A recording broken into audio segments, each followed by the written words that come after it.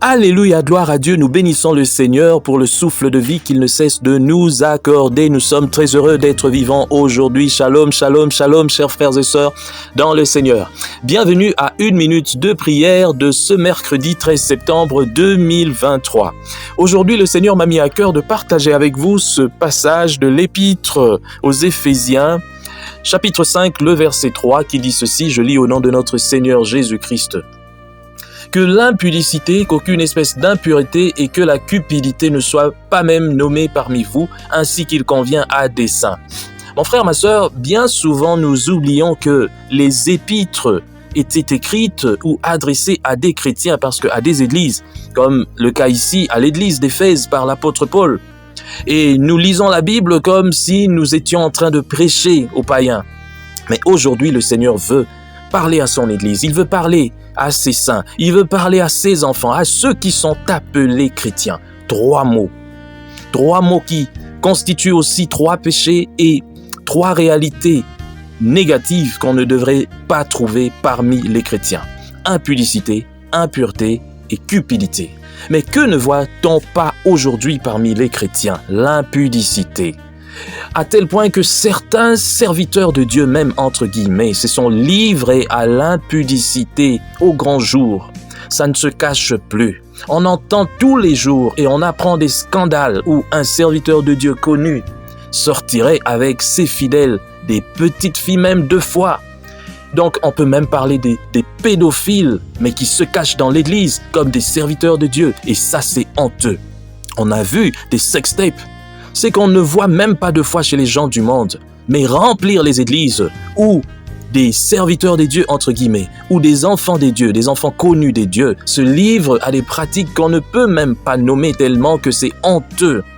À des vidéos en train de se filmer les parties intimes, en train d'envoyer des vidéos pornographiques à leurs fidèles, ça c'est honteux. On ne doit même pas trouver des choses pareilles. Mais ce qui est bizarre, c'est que ces personnes n'ont même pas honte pour récupérer le micro et commencer encore à prêcher. Oh, que le Seigneur lui-même juge son peuple. L'impureté, tant des choses, toujours qui tournent autour du sexe dans l'église. Aujourd'hui, on a légitimé certaines choses. Vous trouverez des conversations entre un serviteur des dieux et des fidèles, mais des conversations déplacées, qu'on ne devrait même pas trouver. J'aimerais attirer l'attention du peuple des dieux ici. Le chapitre 5 toujours de l'épître aux Éphésiens et le verset 4, donc le verset qui suit, nous dit qu'on n'entende ni paroles déshonnêtes, ni propos insensés, choses qui sont contraires à la bienséance. Mais que n'entendons-nous pas? Des audios, des choses abominables autour du sexe et toujours autour du sexe, incluant des serviteurs de Dieu, ou alors je dirais, j'aime toujours dire entre guillemets, mais des personnes reconnues comme serviteurs de Dieu. On ne devrait pas trouver de telles choses dans l'Église. Enfin, le troisième mot, la cupidité. Tout le monde veut s'accaparer de tout et pour soi-même. Tous ceux-là qui ont des grandes églises de 10 000, 20 000 membres veulent encore beaucoup d'argent. Beaucoup d'argent, pendant que les fidèles sont là, en train de mourir de faim.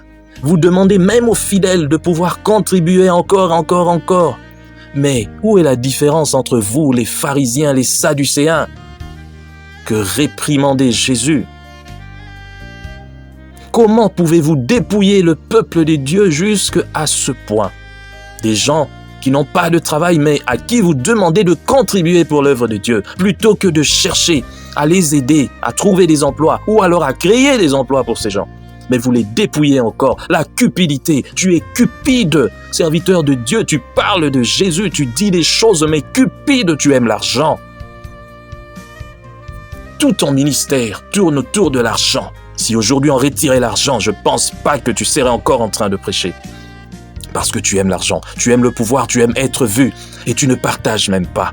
Et ça, c'est vraiment honteux de voir des églises où les bâtiments sont flambant neufs, où les pasteurs roulent carrosses, boivent champagne, mangent à satiété, mais pendant que les fidèles meurent de faim.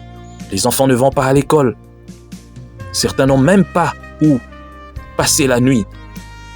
Construisez au moins des logements pour vos fidèles, pour ceux qui n'ont nulle part où aller. Créez des cuisines populaires.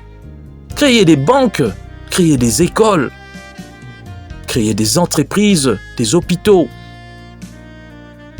Ne prenez pas l'argent du peuple des dieux pour construire votre richesse. Un jour, Dieu vous posera des questions par rapport à tout ce que vous avez amassé. Qu'avez-vous fait de cela? Mais la grande question, qu'avez-vous fait de mon peuple? Que l'impudicité, l'impureté et la cupidité ne soient plus mentionnées parmi les enfants des dieux.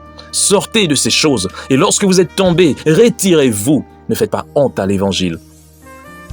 Un impudique qui reste devant pour prêcher le peuple des dieux, sacrilège. Lorsque tu es tombé, oh oui, tu peux te relever, mais mets-toi d'abord à l'écart. Que le Seigneur lui-même te juge. Soyez bénis au nom de Jésus, nous prions. Père éternel, nous te bénissons pour tous tes bienfaits. Merci pour cette parole que tu viens encore nous donner en ce matin. Bénis ton peuple, Seigneur. Oh, ces choses qu'on a mentionnées dans ce passage, l'impudicité, l'impureté, la cupidité, règnent dans ton Église aujourd'hui, Seigneur. Mais toi-même, tu es le juste juge. Seigneur, fais que ces choses ne soient plus mentionnées parmi les enfants des dieux, parmi ceux qui sont reconnus comme tes serviteurs.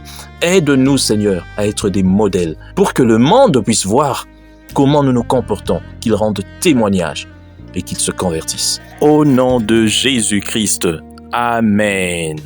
Chers frères et sœurs, dans le Seigneur, vous avez l'occasion de servir Dieu avec votre temps, avec votre intelligence, mais aussi avec vos moyens. Soutenez, restez unis dans 1 minute de prière chaque jour. Écrivez-nous, envoyez vos dons ici. Que Dieu vous bénisse.